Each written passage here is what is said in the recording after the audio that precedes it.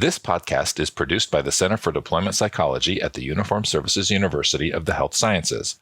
The views expressed are those of the speakers and do not necessarily reflect the opinions of the Uniformed Services University, the Department of Defense, or the U.S. government. In addition, references to any specific companies, products, processes, or services does not necessarily constitute or imply endorsement by the Uniformed Services University, the Department of Defense, or the U.S. government. Welcome to CDP's podcast, Practical for Your Practice, where we give you actionable intel to support what you do. One colleague to another. Hey, everybody, this is Andy Santanello, Senior Military Behavioral Health Psychologist, and welcome to Practical for Your Practice. And we got the whole crew today. Hey, Jenna. How's it going, Andy? It's going all right. Hey, Kevin. Hey, how are you? I'm great. I am extra great because I've got my friend and colleague, Dr. Wyatt Evans, with us today. Hey, Wyatt, welcome to Practical for Your Practice. Hello, all. Thank you for having me. Really glad to be here, have this conversation with you. Yeah, we continue to be successful in looping you back into CDP-related activities. And I'm glad for it. Work in the network. That's right. So we asked you to come on the podcast because we wanted to chat with you a little bit about the work you're doing with resilience and psychological flexibility training. And you and I were having a conversation, I think it was over email about a month ago. And one of the interesting things about that conversation that you were kind of telling me about was that the resilience literature and some of the sort of key psychological factors that contribute to psychological resilience and the principles of psychological flexibility seem to be kind of merging. They're kind of getting to the same place. Mm-hmm. And I wanted to chat with you about that. So where are those sort of points of convergence that you've noticed? Can I be annoying too and actually maybe start with like a definition of it, just in case people aren't real familiar with psychological flexibility, what we mean by that. So maybe start off by even kind of grounding us there. That's a great idea. We can be psychologically flexible with the way we Can you be a little more flexible, Andy? And can we start by defining things? That'd be great. Yeah. So maybe that's a great place. Maybe a place to start is what is resilience? How would you define resilience? These are both really good questions, and I don't know that we have a clear-cut answer. That's kind of I will answer your question, I promise, but that's kind of the history of the resilience literature. It's been marked by just a ton of inconsistency, multiple different conceptualizations, and it's really made it hard to understand what resilience is, but also made it really hard to build any sort of training program for resilience enhancement for vulnerable populations, to include military personnel. When I tell you what resilience is, I'm telling you what I think it is, where I think the literature has landed, and I'm actually going to give us credit for it, Andy. Back in 2020, you and I did a presentation for CDP Presents. And we said that this is actually really the first time I remember writing it down in a public-facing context. But resilience is the ability to adeptly select the most workable behavior for values-aligned endeavors in a given context. And so resilience may be bolstered by refining an individual's ability to select the most adaptive behavior for task completion from that large contextually sensitive behavioral repertoire. And that definition is a very practical definition. And I imagine, as you talked about the different ways that resilience has been conceptualized and talked about, there are probably other definitions that are not quite as practical and actionable. Mm-hmm. Absolutely. There's a lot of definitions out there that really point to very specific, very small in terms of effect size factors that enhance resilience, or very impractical, vague definitions like the ability to bounce back after a trauma or a stressor. And those don't offer us much in terms of how to bolster or cultivate resilience. Whereas this sort of psychological flexibility informed definition offers us a direct inroad to resilience enhancement. And so what would be a sort of a basic definition of psychological flexibility? What's your kind of working definition of that?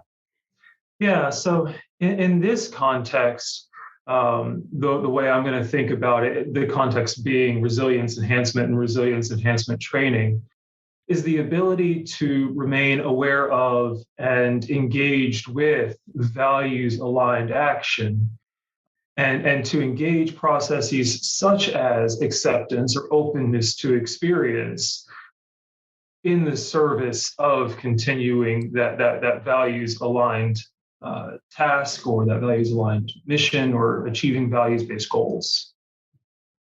So now, how would you define? so the word values, I mean, it's got different connotations to it, and I know the way that you're using it has a very specific meaning. And so when you say values-aligned actions, yeah, what do you mean there? So values are qualities of behavior. They're the way we want to show up in the world, the way we want to be. Now, each branch of the military has their own values that new recruits are sort of indoctrinated into, but our values development starts, from the beginning. We learn it from our caregivers, we learn it from our culture, we learn it from our community. The values are the qualities that we want to manifest in our lives, to be known for, and to have as sort of the guideposts for all of our behaviors across contexts. Okay. So, cutting across different situations that may show up the kind of human being that you want to be and the way you'd like to act if you could choose. Mm-hmm. You mentioned acceptance in the definition of psychological flexibility. How does that sort of fit into kind of that sort of chosen life, being able to, be and manifest the qualities you want to manifest in terms of values? You know what I'm saying? Because that seems like a big part of the definition that you had mentioned there. Mm-hmm.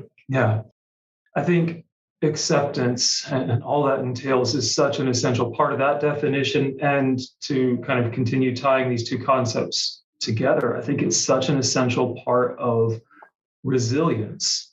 It opens up a whole side of that repertoire that was otherwise inaccessible when we had only sort of control-oriented, coping or response strategies.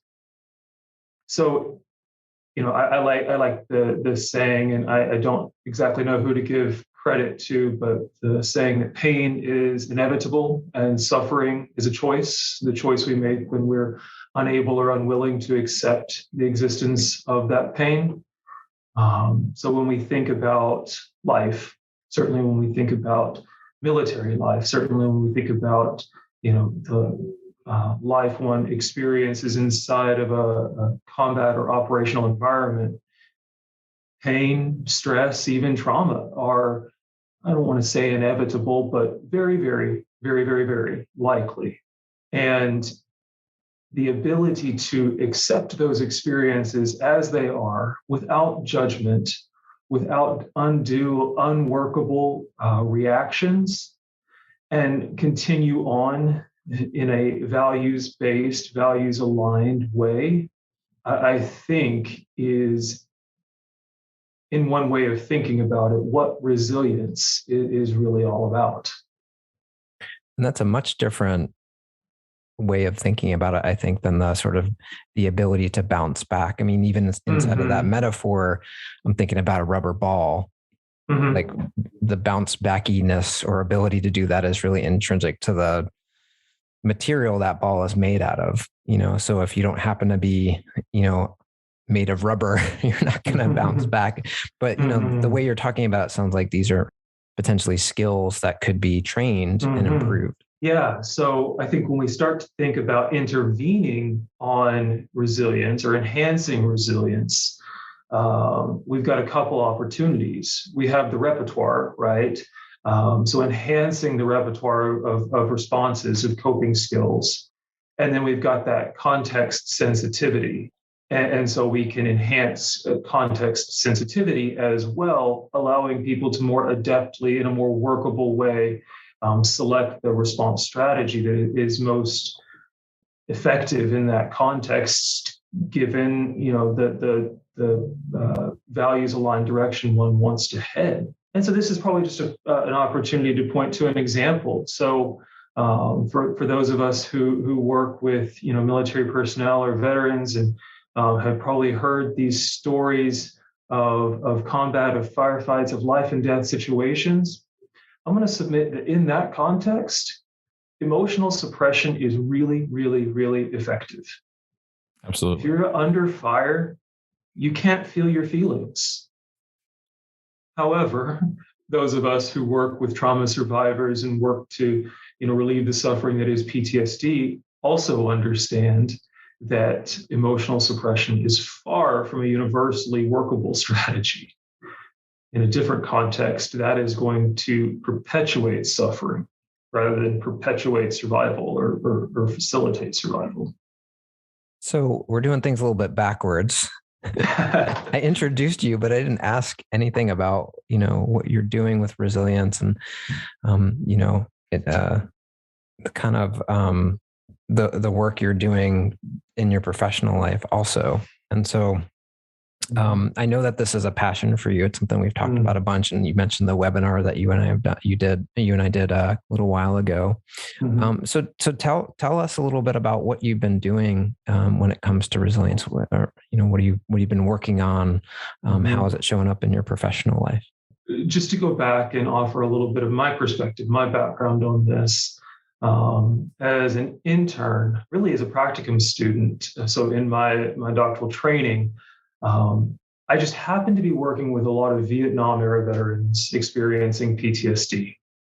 And I saw how this had changed the course of their life. And, in some cases, they ended up in my office, only after maybe they were forced into retirement and their work or whatever they were doing to avoid thoughts and feelings was no longer available to them. And so we engaged in really effective PTSD treatment. It changed the course of their lives, but the thought that I experienced in doing that work was, yes, but for how much life, right? How much do these folks have left in front of them? So I sort of worked backward from there. I found myself working with post 9/11 veterans experiencing PTSD. And in that case, we were able to do effective treatment and change the course of, in some cases, the majority of their life.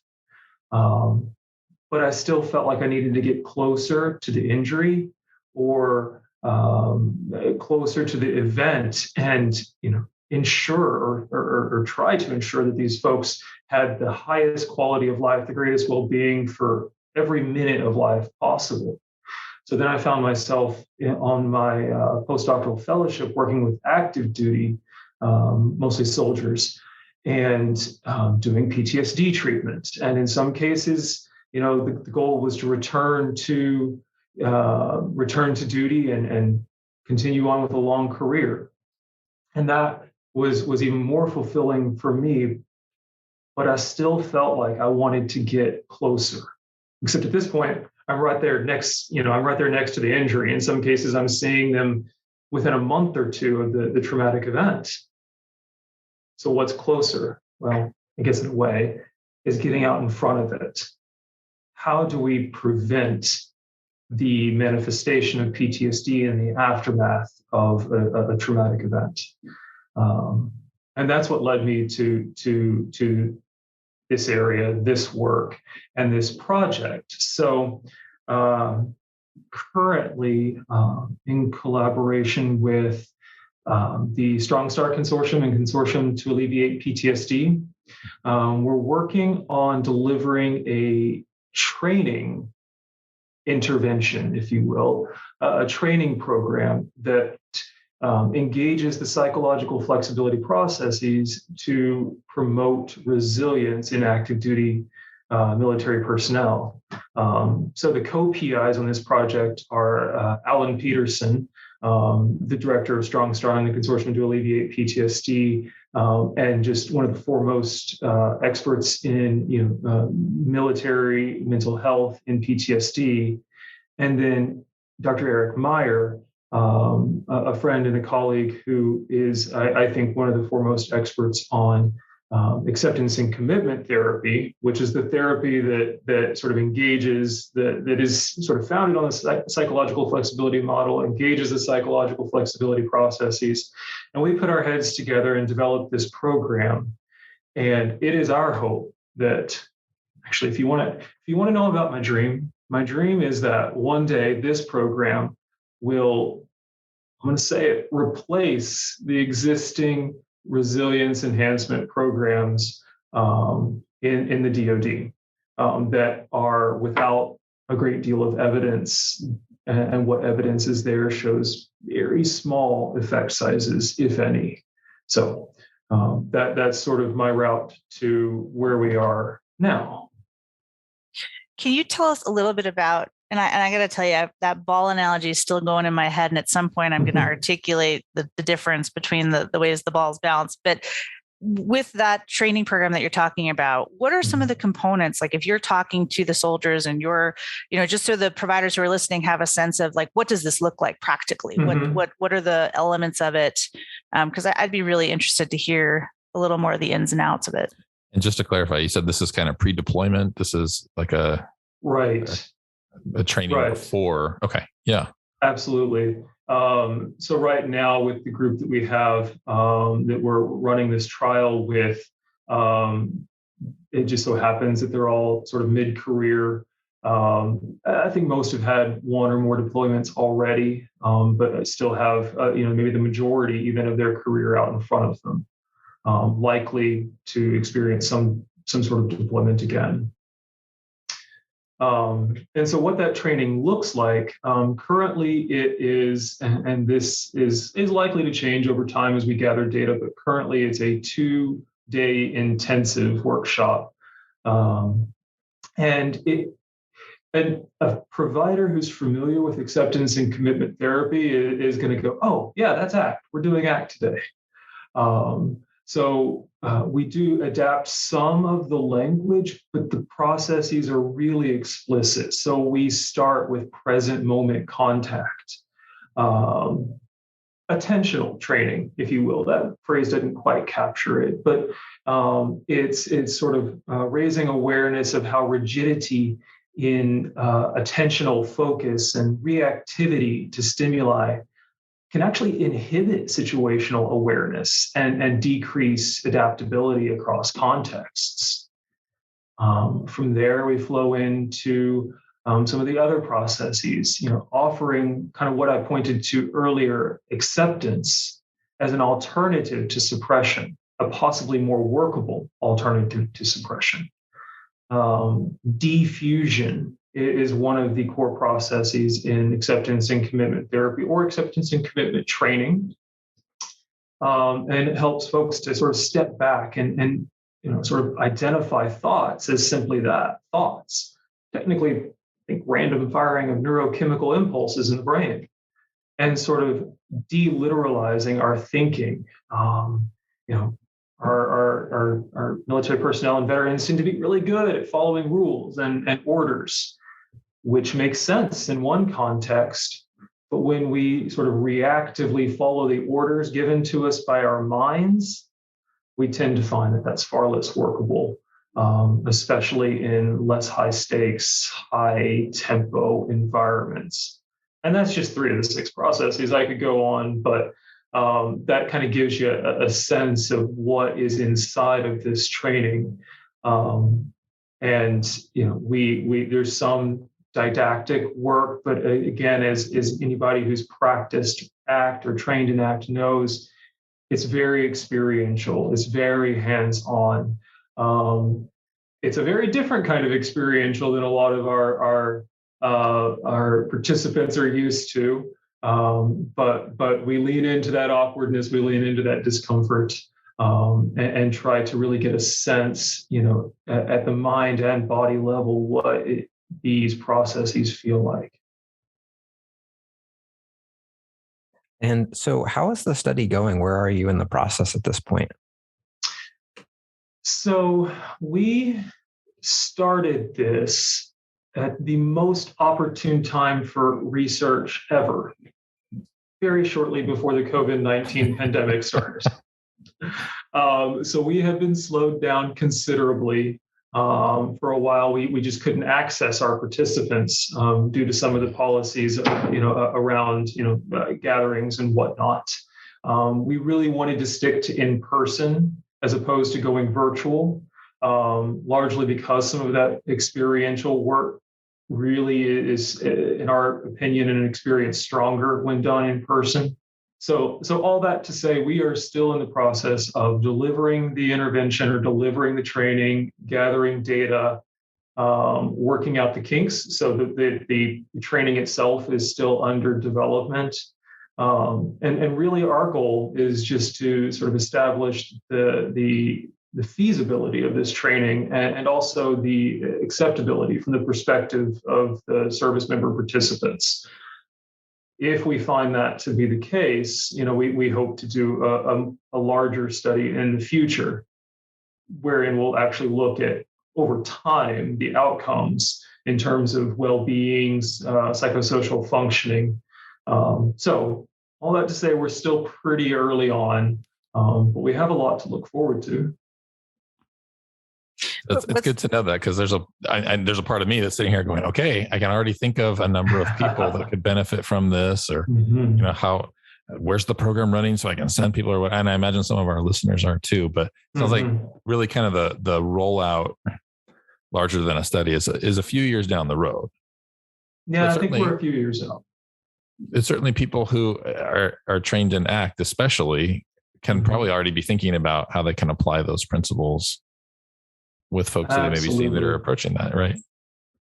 Absolutely. So, I'll go ahead and jump to just pointing at a couple of resources, because I do think that there is room to go ahead and start implementing these processes with our patients, our clients, especially those who are currently serving.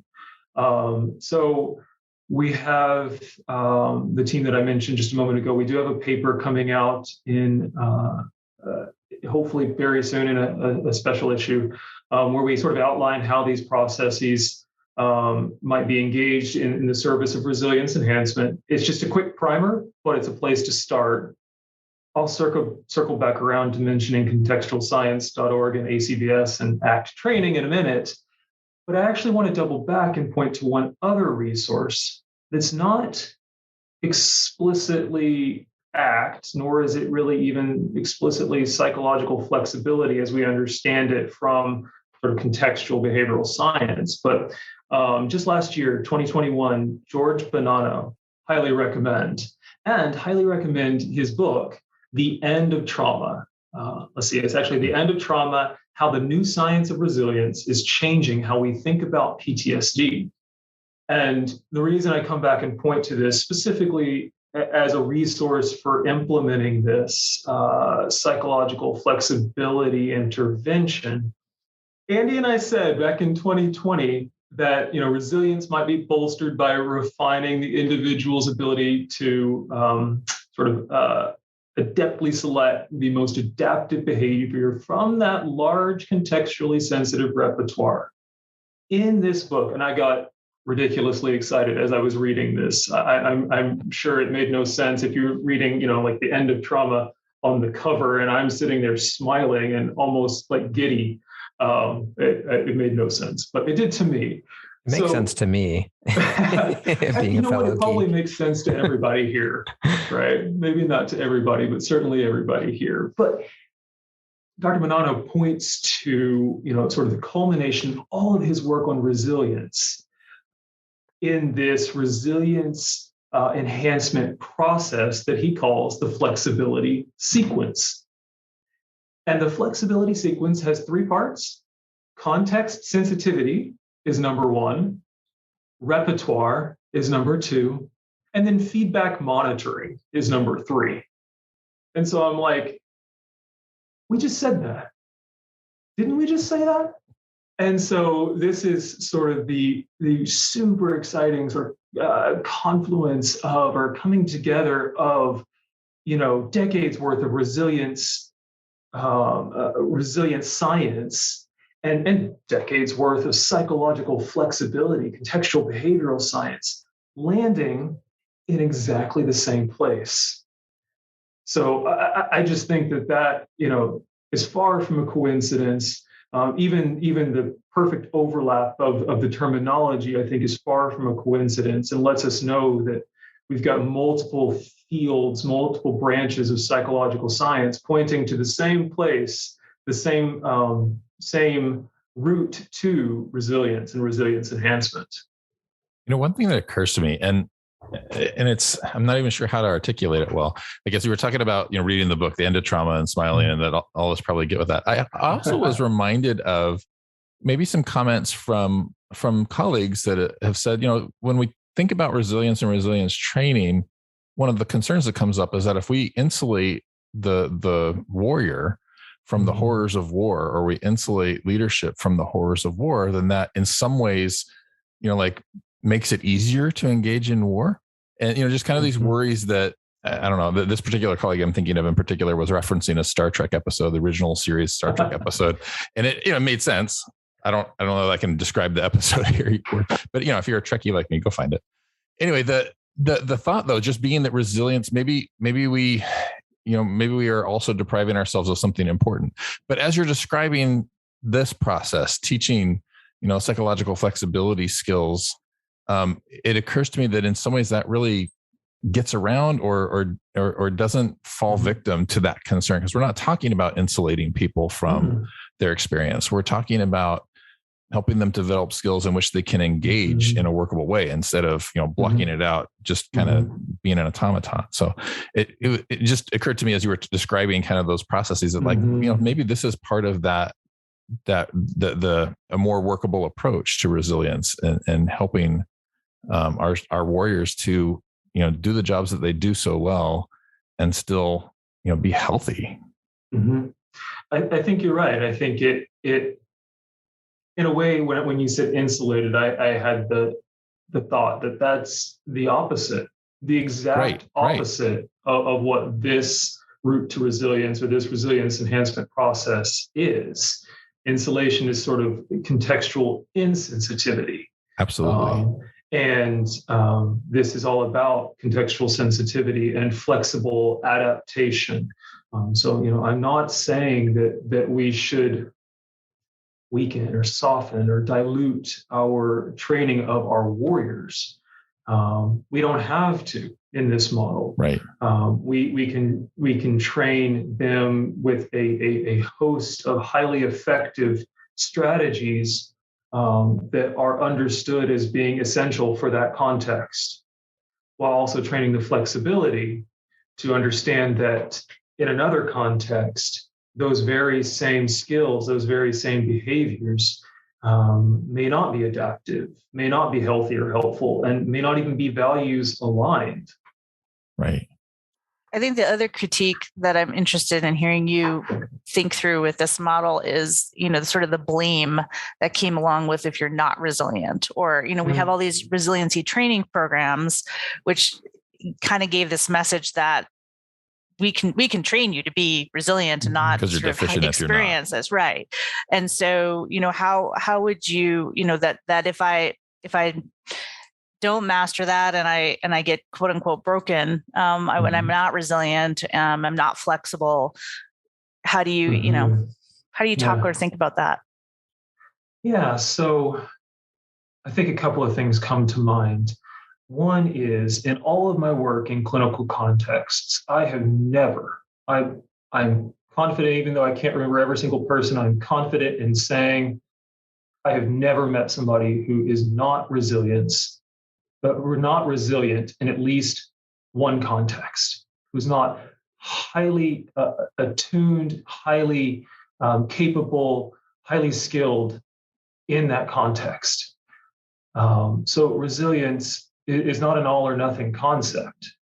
And so I think that is one way to get around that concern, and the shaming quality of that is pointing to where folks have been highly adaptable or highly successful in one context. Where I see it most frequently is with my career military folks, career infantry folks. They were tough, they were strong, they were, you name it. And now they're suffering, if they're in my office anyway. And typically what that reflects is a loss of flexibility. If you don't stretch your body, it becomes more rigid over time. And so in that case, they were sort of stuck in one position, one posture for a long time because it worked. But now they've grown rigid. And so our goal is to foster that flexibility. I like that a lot. So, Wyatt, it's been so great to have you on the podcast. I am really excited about your bold vision for psychological flexibility training.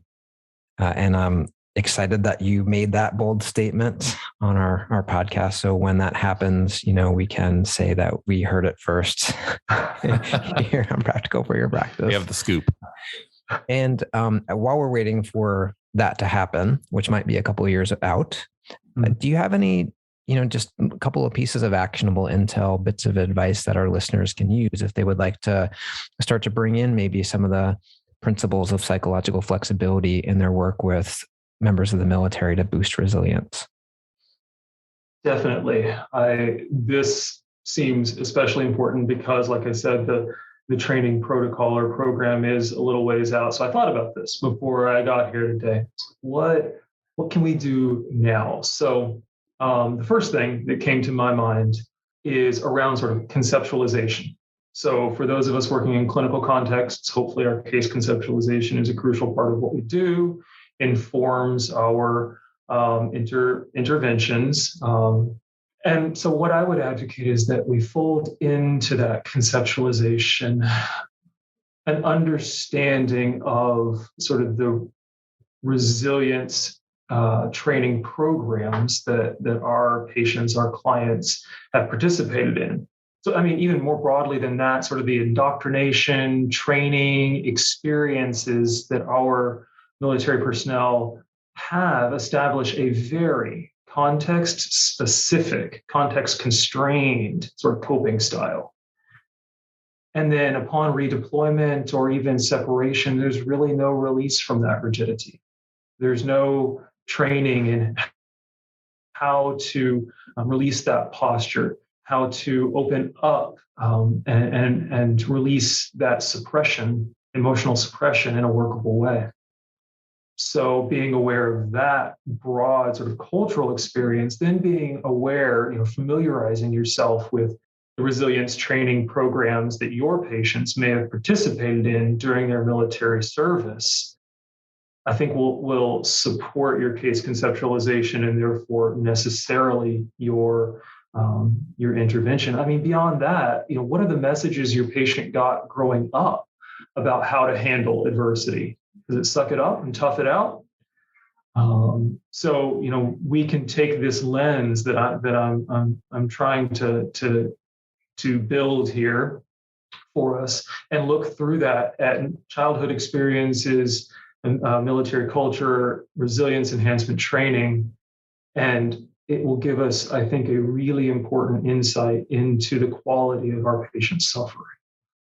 Our listeners can't see it, but we're all smiling and nodding. So I think I have the ball. Can I give the last ball? I've been waiting for it. Yes. I don't know. This might not be right, but when we're looking at sort of previous models of resilience of just bounce back, it was just about the ball bouncing back.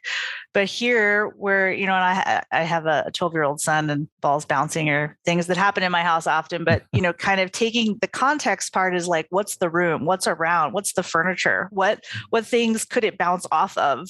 And the repertoire of behaviors are, how are you going to drop it or chuck it or throw it? Again, kind of depending on the context and the feedback you get from where it's headed. I don't know. Maybe that's a little too many bouncing balls. Maybe I missed something, but that I can see in my head sort of that it's not just, bounce the ball back. It's, what's the context? Where are you? What's around you? What are your options for how you want to bounce back? And if it goes sideways, how are you going to be okay with that and pick it up and bounce it a different way, maybe? Mm-hmm. Yeah. I mean, I think that, probably if your kid throws a ball in the house, bounces a ball in the house. And I just say, stop throwing the ball in the house. But notice what you added to that statement, context. You didn't say stop throwing the ball. Right? That would be context insensitivity. You said stop throwing the ball in the house. And so that's what we want people to understand. And that's how we facilitate resilience, is helping them to understand that context. Don't bounce the ball in the house, but please do bounce the ball on the basketball court, in the field. And so I think that, we don't have to throw the baby out with the bathwater. We can keep some of the skills that we've been training with our military personnel, but we just need to add this context sensitivity and also probably augment that repertoire just a bit by opening up that acceptance side. So, to that end, I'll add one more note, and that is I advocate participating in ACT trainings. So while this work is not acceptance and commitment therapy per se, I mean, every bit of it, every intervention is rooted in the well-established science behind acceptance and commitment therapy. So if you want to, engage some of these processes with your patients who are in the midst of suffering, or if you have the opportunity to do some preventative work to help folks, stay out of suffering, then I think that there is a lot of promise inside of getting some familiarity and some comfort with ACT training. Any particular resources or directions you'd like to have folks head in to get some more of that training in ACT and learn more about psychological flexibility? Well, I hear that there's somebody doing some training for CDP in acceptance and commitment therapy. I hear they do a pretty good job. That guy, I don't know. Any other resources? Any good ones? Yeah. We will put a link in the show notes to CDP does train ACT, and they do fill it pretty quick because it is a popular program and it's being keep your eyes modest. And we will certainly put a link to the webinar that Wyatt and I have mentioned a couple of times that we did for CDP. I happened to be there, but to get to hear Dr. Evans talk about those concepts in more depth, we've also got a couple of little role plays in there to demonstrate how you might bring some of the processes in. I think it's a nice primer too. Mm-hmm. And then just one more, because I said I would circle back around to it, contextualscience.org, the website for ACBS. My favorite thing about the contextual science community is just how open and sharing and giving this community is. You're not going to find a lot of information that is held tightly and is secret. There are trainings, there are resources, there are books, like whole books. There's all sorts of information at ACBS's website. Some of it is for members only, but our dues in ACBS are values-based, meaning that you will pay what you think the membership is worth at that time, or what you're capable of paying, no more. And so it's if you're just looking to get some more information, looking to get some more exposure, check it out, sign up, and then if it proves to be helpful, stick around. Well, thank you so much for joining us on Practical for Your Practice, Wyatt. Thank you all so much for having me for the discussion, and I look forward to maybe sharing an update with y'all sometime in the future. Yeah, that would be fantastic. Yeah. Great. Thank you so much. All right, everyone. Well, thanks for joining us for Practical Practice. We'll see you next time. Bye, all. Bye. Thanks for listening to Practical for Your Practice. Please feel free to subscribe, rate, and join in on the conversation in the comments. Until next time.